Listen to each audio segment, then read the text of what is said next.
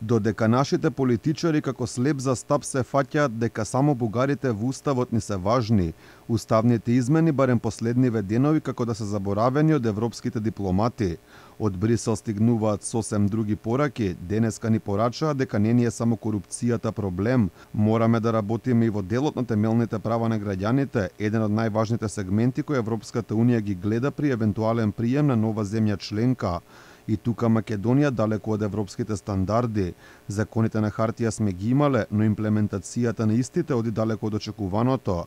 Ова од Македонското собрание ни го порача заменик евроамбасадорот во државава Бен Нупнау, а тоа стои во извештај за состојбите во 2022 година на Институтот за европска политика, подготвен за потребите на Агенцијата за темелни права на ЕУ.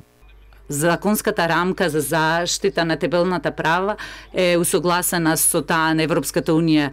За жал, извештајот од ЕПИ, како и извештаите од Народниот правобранител и други домашни и меѓународни организации нагласуваат одредени систематски проблеми во општеството.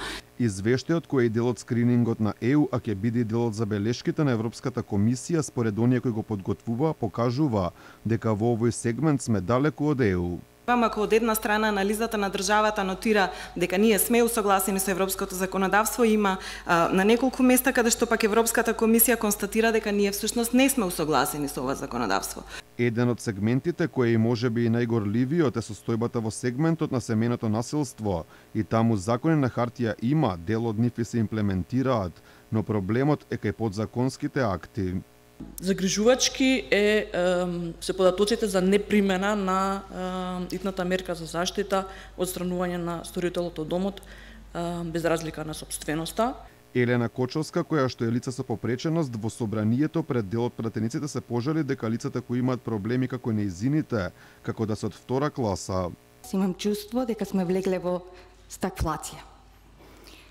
Произведуваме многу закони, трчаме и брзаме као да се усогласиме со европското законодавство.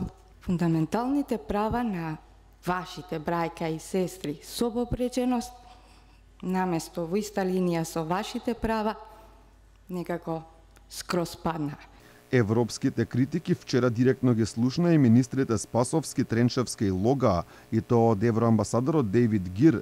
Едно од нив беше за кривичниот законник и начинот на кој истиот е донесен со злоупотреба на европското знаменце. Со широко отворени очи од ЕУ ги следат и случувањата во судскиот совет од летово. Оценската мисија ќе остане до следната недела, пошто ќе се вратат во Брисел, каде пред Европската комисија ќе дадат рапорт што виделе во Македонија.